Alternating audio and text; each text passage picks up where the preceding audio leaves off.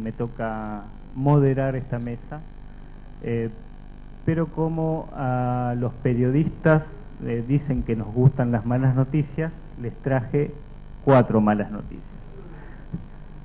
La primera es que vamos a necesitar voluntarios fopianos que se queden hasta las 6 de la tarde para redactar una gacetilla sobre la actividad de este congreso. Le ruego por favor a los voluntarios que... ¿Ya estamos? Son solo 3 malas noticias entonces. Pasamos a la siguiente.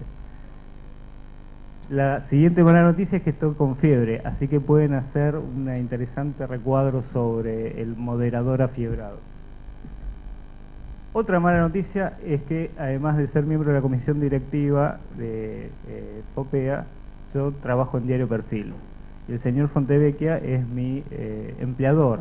Así que si ven que les digo, qué buena respuesta, señor Fontevecchia, por favor, frénenme.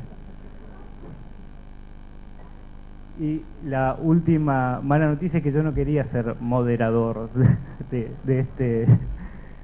este panel, y por lo tanto voy a tomar 2 minutos para contarles por qué decidimos organizar este panel, ¿no? Más temprano, Lewis nos decía que el 70% de los periodistas en Estados Unidos están cansados de su profesión, creen que inclusive los propietarios de los medios han abandonado la profesión. Parte de las razones por las cuales eso ocurre en Estados Unidos ha sido bastante estudiado, para mi sorpresa, por muchos investigadores estadounidenses.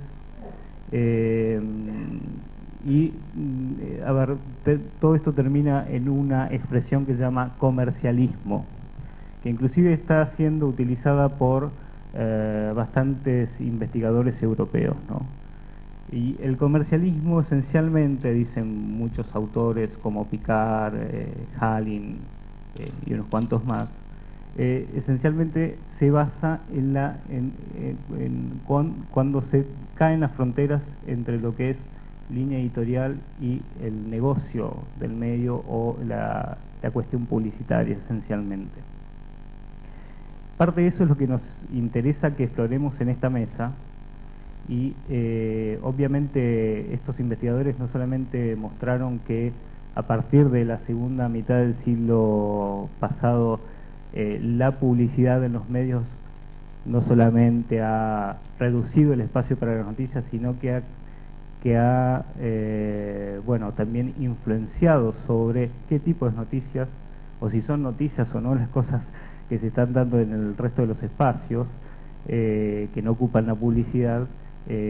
Están mostrando ese fuerte derrumbe entre 2 compartimientos que idealmente deberían ser estancos, ¿no?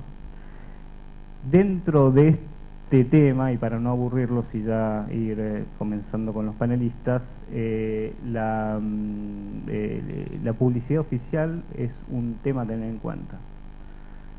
Luego podríamos hablar también, como para no dejar afuera del tema de la economía y los negocios, a las cuestiones que afectan a la actividad periodística, a la concentración de medios. Pero creo que no vamos a llegar a tiempo como para poder hablar sobre ese tema específico. Así que bueno, vamos a comenzar con los panelistas. Alicia Miller, directora del diario Río Negro, perdón, prosecretaria del diario Río Negro, va a ser quien comience, y después, bueno, presento al resto de los panelistas.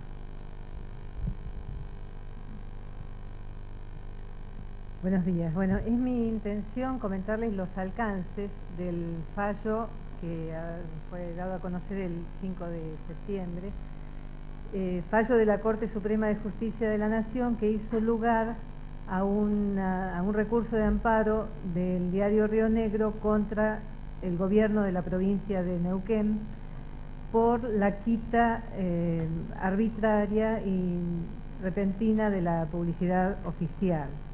El caso fue seguido por parte de Río Negro por los abogados, algunos abogados propios de la editorial, como el doctor Eduardo San Martín, y otros abogados de aquí de Buenos Aires, varios de los cuales seguramente ustedes conocerán, como Hugo Worman-Joffre, o los expertos Alberto Bovino, Juan Alemán y Ariel Garrido.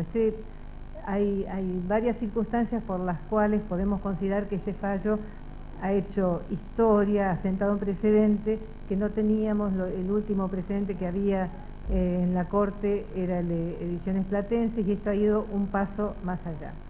El caso es que el diario Río Negro recibió publicidad oficial del gobierno de la provincia de Neuquén durante todo su tiempo. El diario se edita desde 1912, se edita, se imprime en la ciudad de General Roca, provincia de Río Negro, al norte de la Patagonia Argentina, pero su área de influencia es tanto la provincia de Río Negro como su de Neuquén. Tiene agencias propias, corresponsalías, distribución, de todo, en forma indistinta. Su mercado se divide tanto en la provincia de Río Negro como en la de Neuquén, que son, por razones culturales e históricas, tienen una vida en común muy integrada.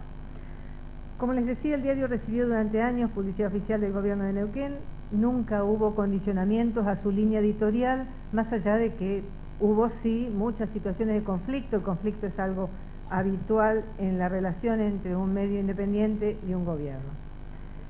A fines del 2002, en diciembre del 2002, el gobierno neuquino se molestó mucho por el modo en que el diario Río Negro cubrió una información que no era una investigación nuestra, sino una denuncia con cámara oculta que hizo el diputado opositor Jorge Taylor, donde involucraba a varios legisladores e incluso al gobernador Jorge Sovich, en una denuncia de que este diputado opositor Taylor habían intentado sobornarlo con un crédito de un instituto de desarrollo y además con otros beneficios, a cambio de que se presentara a la legislatura a dar quórum para que el partido de gobierno, que es el Movimiento Popular Neuquino, pudiera tratar la designación de la terna de jueces que quería para el Superior Tribunal de Justicia.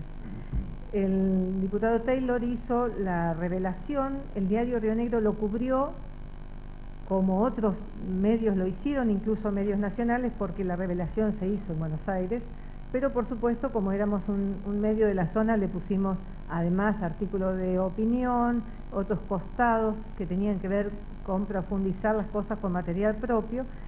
Eso mereció que el gobierno, en forma casi inmediata, tardó apenas un par de días, quitara en forma abrupta y completa toda la pauta de publicidad oficial.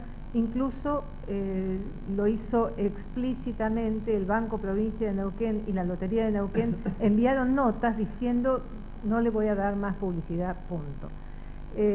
Ese hecho, tanto del como de estos entes autárquicos, fue interpretado por el diario como una represalia por la cobertura, por el contenido de la cobertura periodística, no porque seamos muy perspicaces, sino porque además los funcionarios del gobierno neuquino lo dijeron. El ministro de Gobierno, por ejemplo, dijo: han despertado a la bestia. La bestia sería, no sé, él seguramente, pero hubo un montón de manifestaciones sobre que hicieron muy explícita el contenido de la represalia, y además al mismo tiempo se produjo un cerco informativo al diario. La represalia vino por los dos lados, por el lado de la publicidad y también de la información. El gobernador dio orden de que los funcionarios de primeros, segundos y terceros niveles no recibieran a periodistas del diario, no se le enviaban al diario ni siquiera la gacetilla informativa cotidiana del gobierno de Neuquén, se le daba la posibilidad de preguntar en conferencias de prensa. El cerco fue total. Afortunadamente siempre hay algún funcionario que tiene conciencia cívica y pudimos ir sosteniendo de algún modo la información, aunque con dificultades. Bueno, ante la certeza de que era una represalia, la conducción del grupo editorial Río Negro resolvió llevar el tema a la justicia y asumir el costo empresario de mantenerse en la provincia de Neuquén, tanto en la circulación como en la cobertura periodística. En gran medida, el diario Río Negro sobrevivió y pudo llevar el tema a la justicia y esperar los 4 años que duró el proceso, porque es un medio solvente económicamente y porque al estar con un pie en cada provincia lo beneficiaba para no depender en forma exclusiva del gobierno de una sola de los estados, pero además porque hay afortunadamente una actividad económica importante que hacía que el porcentaje de publicidad oficial no superara el 9% de los ingresos del diario. Bueno, así que incluso se mantuvo ese criterio de seguir adelante con el juicio, a pesar de que el gobierno de Neuquén volvió a poner publicidad oficial, aún en una proporción muy inferior a la que tenía antes del suceso de diciembre del 2002, pero en febrero del 2003 empezó a poner tibiamente algunos avisos de ley, anuncios de licitaciones y ese tipo de artículos, cuando ya la demanda había sido presentada ante la Corte Suprema de Justicia. Bueno, un poco las estrategias que desde el punto de vista jurídico llevaron adelante nuestros abogados fueron, primero, definir cómo hacer que la presión política no influyera sobre el ánimo de los magistrados que debían juzgar en el caso. Ese tema se resolvió planteando el tema como con competencia originaria ante la Corte Suprema de Justicia de la Nación, por ser un conflicto entre ciudadanos de una provincia contra el Estado de otra provincia, un supuesto previsto en el artículo 116 de la Constitución Nacional que le asigna competencia originaria a la Corte Suprema. Y otro de los elementos fue precisamente optar por la vía del recurso de amparo en el marco de la ley de recurso de amparo, por entender que había una afectación de derechos constitucionales que merecía una urgente respuesta jurisdiccional. Obviamente esto de urgente ya sabemos que no sucedió, hubo que esperar 4 años.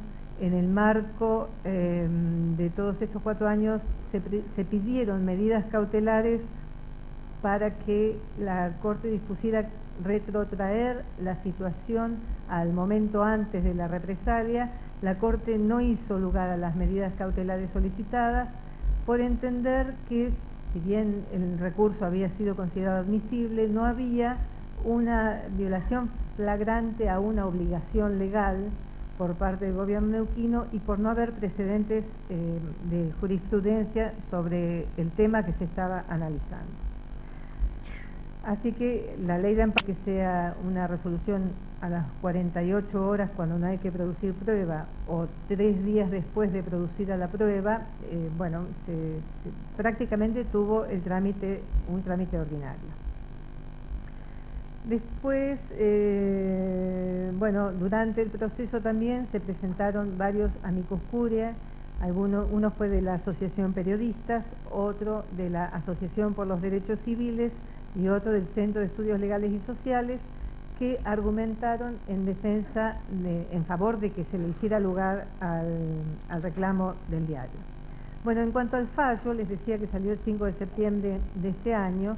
Fue un fallo dividido. Los jueces Lorenzetti, Zaffaroni, Hayton de Nolasco y Fait sostuvieron que había quedado probado en el expediente que durante el mes de enero del 2003 el diario Río Negro no había recibido publicidad oficial, que recién fue retomada a partir del 15 de febrero del 2003, algunos días después de que se promovió la demanda.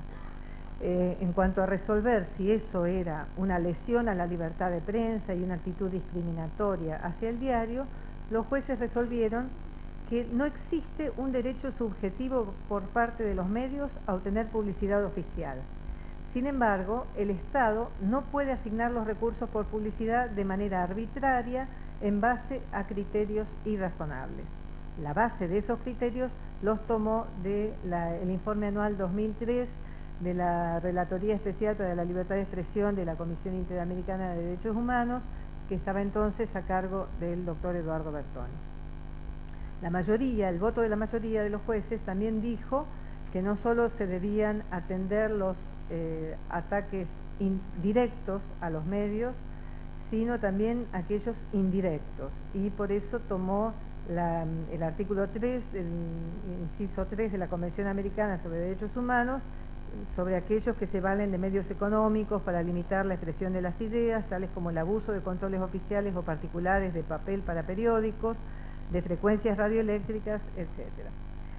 Los jueces sostuvieron que el comportamiento de la provincia de Neuquén configura un supuesto de presión que, lejos de preservar la integridad del debate público, lo puso en riesgo, afectando injustificadamente de modo la libertad de prensa y el legítimo interés que el diario Río Negro y sus lectores tienen en el comportamiento de los funcionarios políticos de dicha provincia en el ejercicio de sus funciones. Afirmaron que un gobierno debe evitar las acciones que intencionalmente estén orientadas a limitar el ejercicio de la libertad de prensa y también aquellas que llegan indirectamente a ese resultado. Así que consideraron que sí, que se daba el supuesto de la afectación. Bueno, entonces, otro punto que me parece muy importante destacar es que el fallo de la Corte resolvió que no es necesario probar la asfixia económica de un medio por la quita o la merma de la publicidad oficial. Basta con probar que la disminución de recursos ha puesto al medio en una situación de desventaja en relación con sus competidores de similares características, o que lo ha puesto en riesgo, es decir, que existe una afectación. No es necesario que esa afectación haya implicado la quiebra o el cierre del medio. El fallo también cita varios de las resoluciones de la Corte Interamericana en los casos como la colegiación obligatoria de periodistas, de la opinión consultiva 5 del 85, o el caso La Última Tentación de Cristo, varias cuestiones que seguramente ustedes ya conocen los casos, como Herrera Ulloa versus Costa Rica del 2004, que es de los más recientes. También la Corte respondió y desestimó uno por uno los argumentos que el gobierno de la provincia había esgrimido en defensa de su decisión de quitar la publicidad oficial. El gobierno invocó el denominado Compre Neuquino, que era un decreto provincial del año 2000, la inexistencia de una obligación legal de proporcionar publicidad oficial a un diario, y también la adopción de medidas de reducción del gasto público. Sobre el decreto del año 2000 de Compre Neuquino, la Corte dijo que el decreto aludía a cuestiones técnicas, era muy restrictivo en cuanto a qué cosas debía priorizarse el Compre en la provincia de Neuquén, y que en ese supuesto no estaba la publicidad oficial, pero además dijo que ese decreto era del 2000, es decir, 2 años anteriores a la quita de la publicidad oficial al diario Río Negro, y que por la teoría de los actos propios el gobierno neuquino no podía invocar que tomaba una resolución ahora por una norma que antes no le había parecido pertinente para ese caso, y el hecho de que en febrero del 2003 el gobierno volvió a poner publicidad estaba contradiciendo precisamente su argumento de que no quería publicitar en ningún otro medio que no fuera editado en la provincia de Neuquén.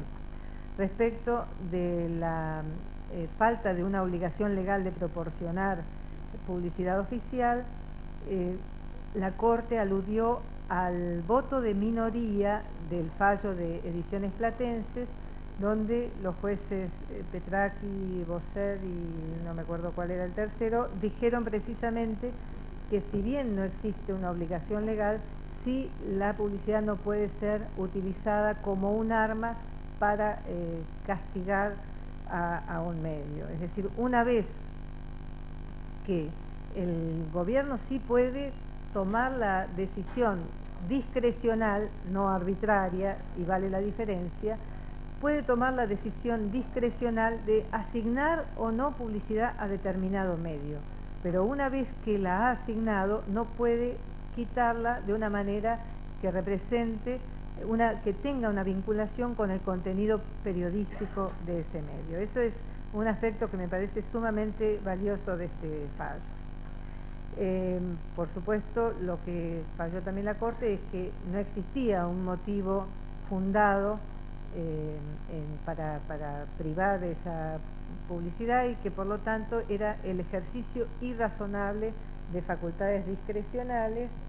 Bueno, ya termino. De ahí lo único que me parecía importante decirles es que esta es una historia de final abierto todavía, porque el gobierno fue condenado, digamos, por la Corte a presentar en 30 días una propuesta de cómo asignar la publicidad oficial con criterios razonables y equitativos desde la fecha de la sentencia hacia el futuro. Cumplido el plazo, la provincia de Neuquén presentó una propuesta que no cumple los requisitos que la propia Corte fijó, para empezar porque lo establece criterios solo para la prensa gráfica, pero además porque no dice cuáles son esos criterios, prácticamente resulta una copia del documento de principios básicos elaborado por la Asociación de los Derechos Civiles, pero no dice cómo los va a implementar. A partir de esta falta de cumplimiento, de lo que el diario considera que es una falta de cumplimiento de la sentencia, el diario se presentó ante la Corte, pero también volvió a insistir con la presentación ante la Comisión Interamericana de Derechos Humanos, que había hecho a finales del 2003. La Comisión Interamericana todavía no se ha expedido, así que por eso digo que esto es una historia de final abierto, habrá que ver cómo sigue. Muchas gracias. Muy bien, muchas gracias, Alicia.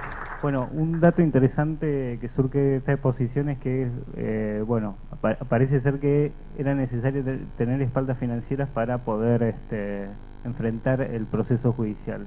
Más allá de eso, los autores estadounidenses que han tratado el tema del comercialismo, justamente han centrado parte del estudio de los efectos del comercialismo, bueno, en su estructura, y la estructura parece ser que está en los mecanismos de propiedad de los medios. Sobre este tema nos va a hablar Jim Rowe, que además de haber sido ex editor de Washington Post, es un amigo de FOPEA y a quien dejamos que nos ilustre.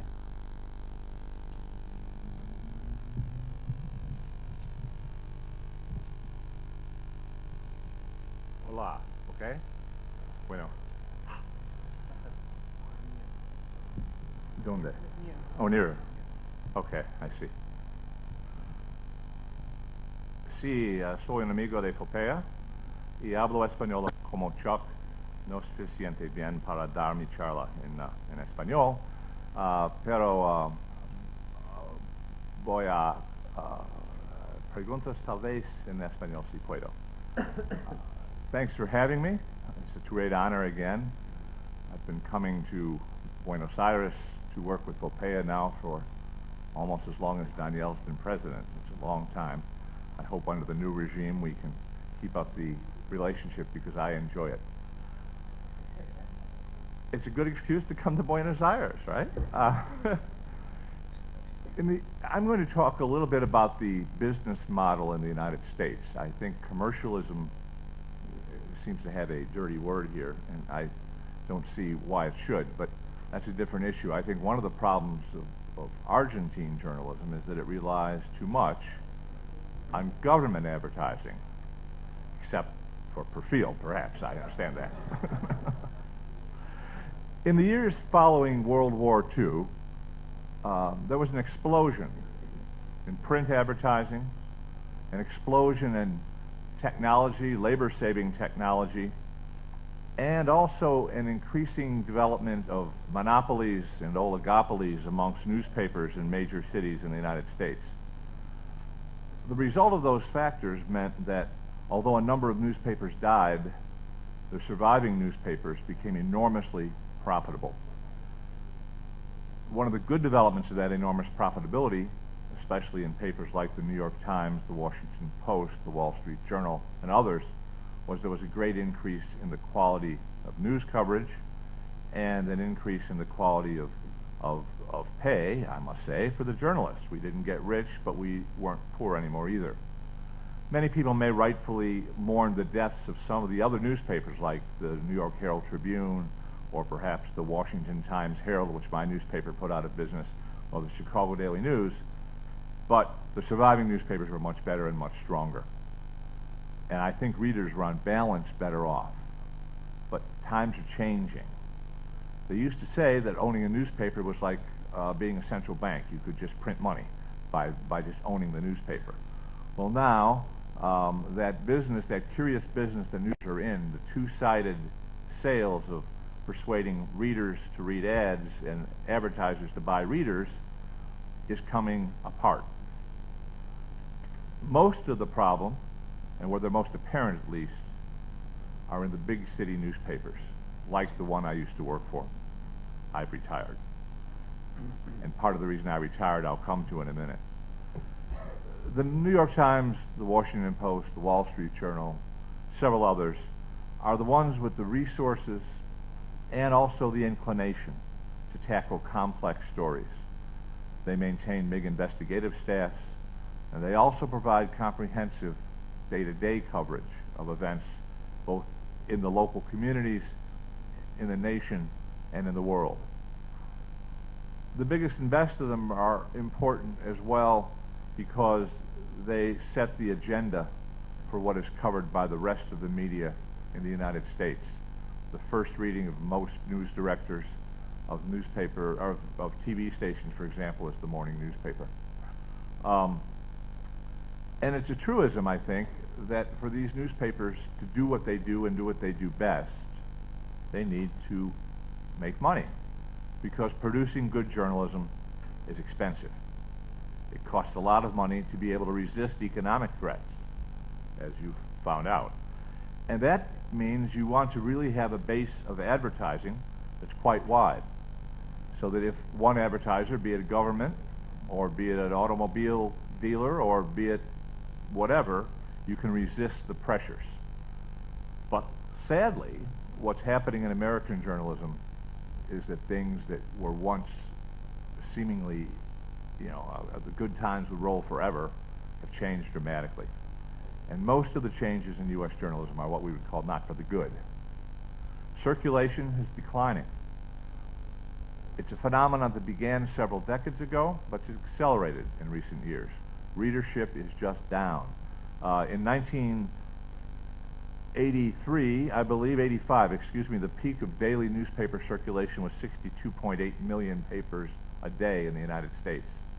In the intervening 25 years, 22 years, the number of Americans has grown dramatically, but newspaper circulation has fallen by almost 10 million. On Sunday, it's similar, although not quite as dramatic, because Sunday newspaper circulation grew a lot longer than daily circulation grew. Not only is circulation going down, but at the same time readers are leaving, advertising is drying up, especially classified advertising, which is the lifeblood of the paper, real estate advertising, and automobile advertising. And that situation is getting worse because of the crisis in the housing market in the United States. And newspapers are responding by cutting costs. So far, I don't think there's been serious damage to journalism. There's been some, but not serious yet. But I think the next cuts will begin to do some serious damage. What's been happening? Layoffs. I think Chuck Lewis said there are 6,000 fewer journalists in the United States today than in the year 2000. I can't confirm that figure, but according to the Newspaper Association of America, it's almost 3,000 between 2002 and 2006, which is still a lot of jobs. Early retirement, c'est moi. The Washington Post offered me and many of my colleagues a very, very generous package to say goodbye. And 150 of us in the last 2 years have done that. Of course, you lose the people who are the best people who think they can get other jobs. And the people who stay are those who think they can't. So you get a double-edged sword there. Buyouts, cutting back on content. Newspapers are beginning to get rid of the frilly content. You still haven't seen much cutting of news, but you're seeing a lot of cutting of other things. And I think news will probably be the next. The San Jose Mercury News, for example, which has got half the journalists it had only 5 years ago because of the .com bubble burst, has begun not to cover meetings of the city council. Well, you know, what you have to rely upon someone to keep watch over what's going on in your local government, and if the newspaper of record stops covering it, there's a problem, and that's beginning to happen. Investigative reporting, of course, is important to lose, but still more important, I think, is the informed citizenry on day-to-day issues. How should I think about the performance of X government official? Think about what's happening in the Middle East Peace Conference right now. And those are the things that will also suffer. Newspapers are even doing seemingly silly things like cutting the size of the news pages to save on paper. But believe it or not, it costs a lot of money to print a newspaper. One of the disquieting developments was put forth by McClatchy, a big newspaper chain that got bigger last year when it bought all of the newspapers owned by Knight Ridder. When it made that purchase, it valued the purchase at $4 billion. Well, it really looked at what the newspapers were worth, and it made a filing with the Securities and Exchange Commission, the United States regulators, last June, I think it was, and said, oops, they're really worth about $1.5 billion.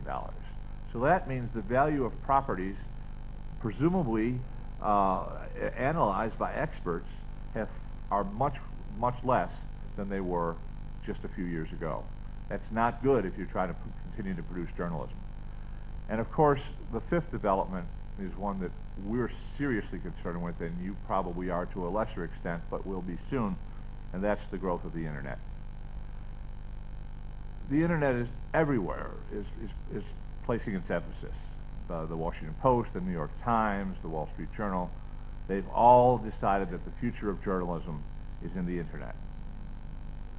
But no one has yet devised an internet business model, for newspaper operations at least, that comes anywhere near producing enough revenues to support the kind of reporting that we expect of big newspapers. Halting attempts to charge readers by the New York Times, by the Wall Street Journal for a long time, by the Sacramento Bee, and by others are being abandoned. The New York Times 2 years ago, if you remember, decided that all of its great columnists like Maureen Dowd you'd have to pay to read it unless you already subscribed to the New York Times. After 2 years, they abandoned that experiment. Rupert Murdoch, who's about to buy the Wall Street Journal, said just 2 weeks ago that pay-for-content Wall Street Journal site will become a free site. Now, The Economist and the Financial Times in England also have made similar moves, and it seems that the only thing that you can sell on the web, people have just become so used to free content on the web that the only things you can sell on the web are live sports, pornography. I mean, that's basically it. Everything else is free. And maybe even sports and pornography will be free soon, I don't know. But one of the problems you can't devise a model that makes money is because it's still hard for advertisers to understand who the readers on the web are, especially now when increasing numbers of readers aren't getting there by the website, but are getting there through Yahoo or through Google or through other sites that refer you. The Washington Post has 20% less of its website readership coming from people who initially go to its homepage than they did just 2 years ago. And the problem there is people who come to your website to read a particular story don't stay. They read the story and go, as opposed to the people who come to your website to browse. I've got 2 minutes left? Is that what you're telling me? 2 minutes. Okay, what's the problem there? Journalists. You know, journalists are getting cut, and they're also being pushed into new jobs. The long run future for U.S. journalism, which I'm just going to have to cut off and not tell you, no, is bad. Okay, no one really knows how to stop the readership decline. No one knows how to stop the concomitant advertising decline, and no one knows yet, at least, how to make an internet website that makes enough money to replace the income that's being lost as readers and advertisers flee. Let me just give you some overall numbers, and then I'll shut up. This comes from the 3 months ended in June, which is the latest for which I can find reliable data, okay? And this is for newspapers as a whole. Let me add one thing. Small newspapers, which have less competition than their big newspaper counterparts, newspapers with less than 50,000 circulation, are doing a little better than papers like the Washington Post, the New York Times, the Philadelphia Inquirer. But these numbers are for the entire newspaper industry in the 3 months ended June 30th of this year. Ad revenues, which had been declining, fell another 8.6%. Online, web advertising was actually up 19.3%, but still it wasn't enough to offset the sharp 10% decline in the print advertising. So overall ad revenues were down 8.6%. Why the web is not the answer so far. Classified advertising, which I think a famous British magnate described as rivers of gold, and now he said, Beaverbrook, I believe, who said this, and he said now they're drying up. Classified advertising was down 16.4% from the year before. Real estate advertising down 20.7%. Auto ads down 19.3%, and help wanted down 18.5%. If American journalism is going to continue on in the way it's been doing so far, in the way I think it's been doing basically okay despite flaws, it's going to need to get a business model that works, and it doesn't have one right now. I have, by the way, a longish, extremely longish prepared statement. I feel like I'm testifying before Congress. And if anybody wants it, you're more than welcome to send me an email, and I'll be happy to send an attachment. It's about 11 pages long. The one thing I will say is Argentine journalism. The Pew Center, which does a lot of research into media studies, has done some really recent investigations of where people get their news. And it asks people to list the first and second main sources of news. In 2002 in the United States, 61% of the people listed newspapers as either their first or their second source, and today it's 47%. The internet reversed itself. Today, 35% of people in the United States say they get their news from the internet. In Argentina, it's still a small number. It's still only 10%. So it's possible that Argentine journalism can learn from what happened in the United States, perhaps learn from mistakes that newspaper publishers there have made, and perhaps slow the drain of readers. The internet keeping the newspapers, who are still a source of the most important reporting in the country, strong. I don't know the answer to that, but it's my hope. Okay? Thank you.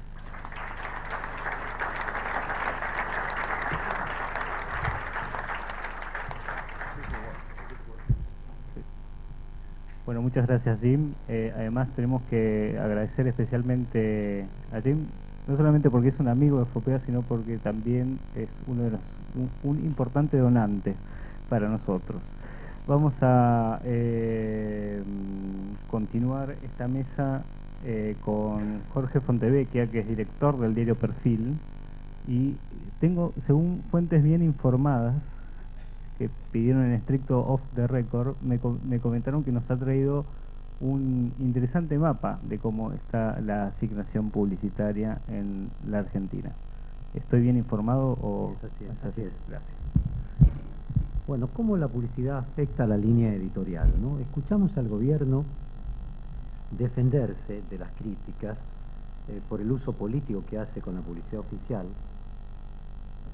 diciendo que la publicidad privada o comercial también afecta a los medios, resultando una especie de lobby a favor de los empresarios, y lo que hace el gobierno con la publicidad oficial es compensar. Además, esta nueva presidenta electa va más lejos. Declaró en el último reportaje el domingo pasado en Página 12 que los medios ocupan hoy un lugar que antes ocupaban otros sectores que trataban de condicionar a los gobiernos de signo popular y democrático.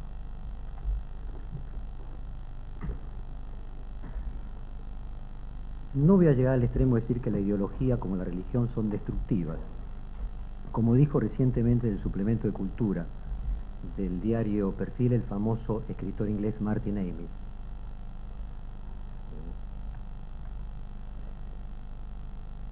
pero sí, Martin Amis, el autor de Koba, el temible, el escritor inglés bien conocido por ustedes, una de las biografías no autorizadas de Stalin. Pero sí diré que la exageración ideológica o religiosa son igualmente peligrosas porque afectan mucho más aún que la publicidad, el pensamiento, la razón objetiva y la percepción de la realidad.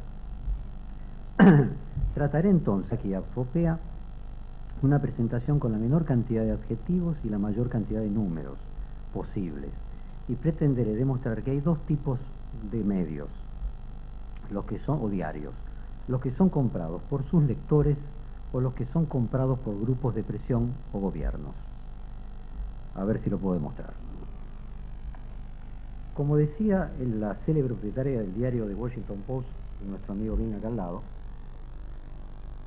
en la época de Watergate, Katharine Graham, para que un diario pueda ser independiente periodísticamente, debe primero serlo económicamente. Analizar la economía de un diario es similar a analizar de cualquier otra empresa y vale mucho de los parámetros que se enseñan en las universidades de todo el mundo sobre estrategia empresaria. El profesor de estrategia de la Universidad de Harvard y famoso mundialmente por su libro Michael Porter, construyó una de las tantas matrices de ventajas competitivas, donde se explica que todas las empresas se enfrentan 4 amenazas: la de los clientes, la de los proveedores, la de los nuevos competidores y la de las nuevas tecnologías. La aparición de nuevos competidores y de nuevas tecnologías no precisan de explicación, Internet recién acá fue un ejemplo muy claro. Pero, ¿por qué los clientes o los proveedores pueden representar una amenaza? Ambas por la misma causa. Si un solo proveedor es imprescindible para el abastecimiento, por ejemplo, la OPEP en el caso del petróleo en los años 70, o un solo cliente representa la mayoría de las ventas de la empresa, esa empresa no será independiente de ese proveedor o de ese cliente, quien simplemente, suspendiendo la relación, transforma la empresa en viable. Todos los manuales de administración enseñan a los gerentes de compras y de ventas que deben diversificar sus proveedores y sus clientes.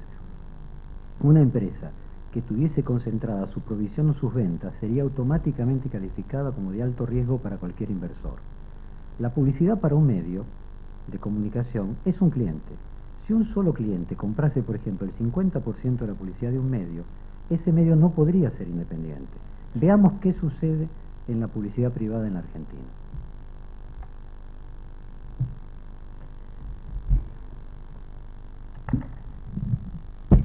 Los únicos anunciantes privados de diarios en la Argentina, cuya publicidad representa más del 1% de las ventas totales, redondeando los decimales, son apenas 6 de diarios. La columna...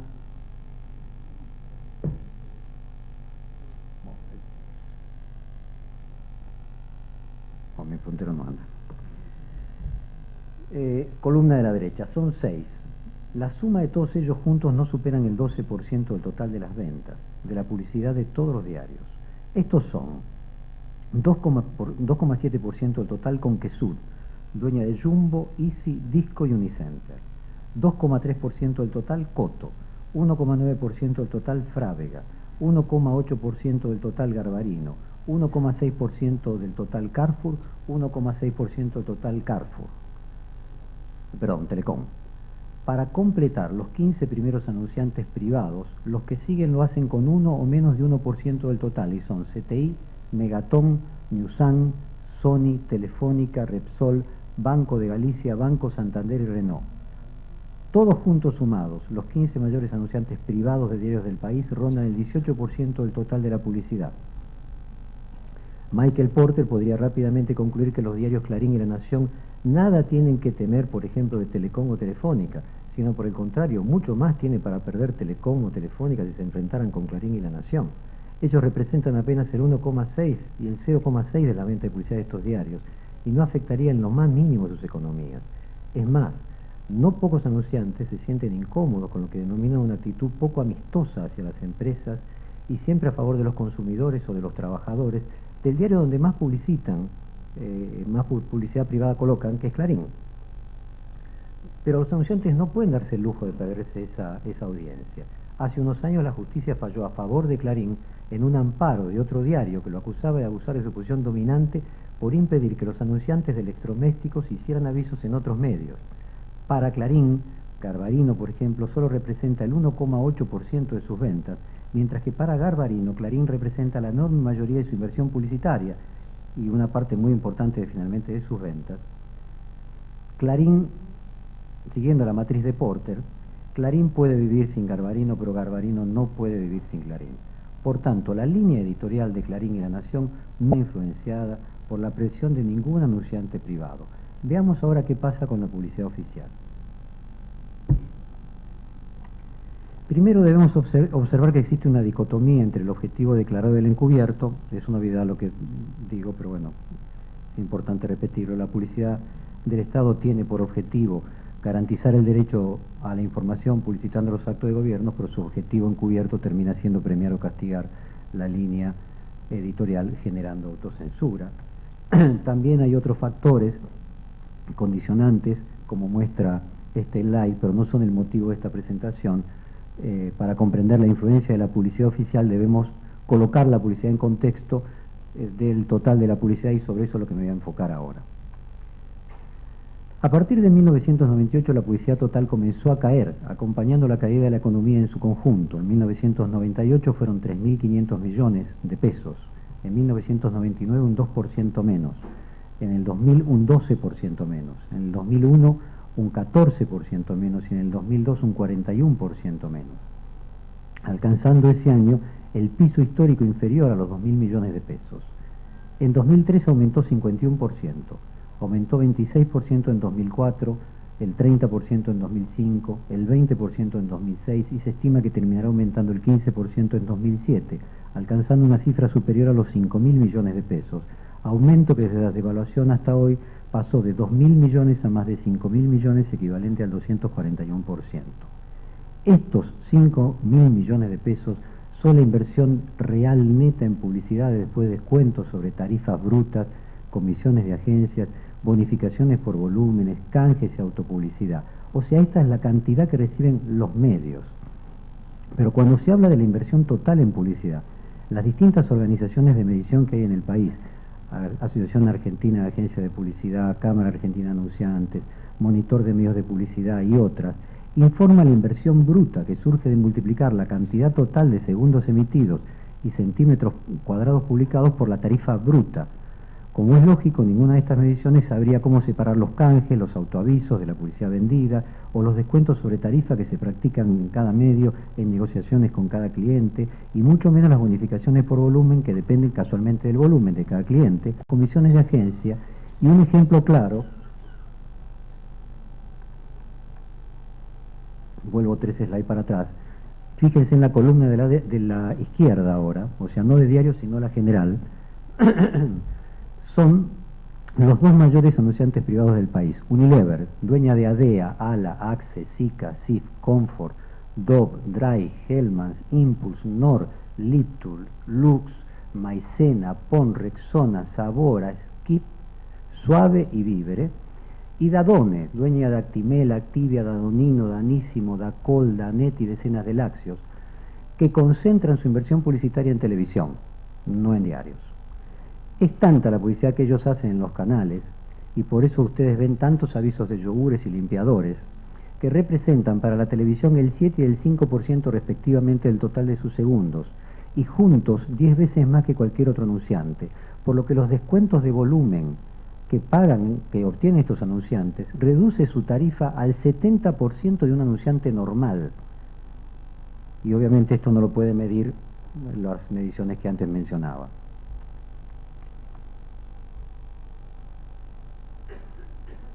Por eso, los más de 5.000 millones de pesos en publicidad que reciben los medios en las estimaciones brutas aparecen como 18.000 millones. El gobierno lo sabe, porque tiene los balances de todas las empresas de medios, pero prefiere exponer sus datos de la siguiente manera.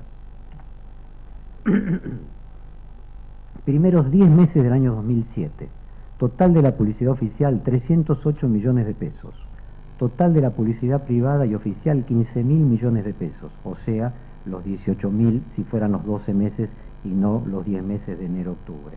Participación de la publicidad oficial sobre el total de la publicidad, solo 2%. Siguiendo la matriz de Porter, nadie tendría que resultar una amenaza con solo 2%.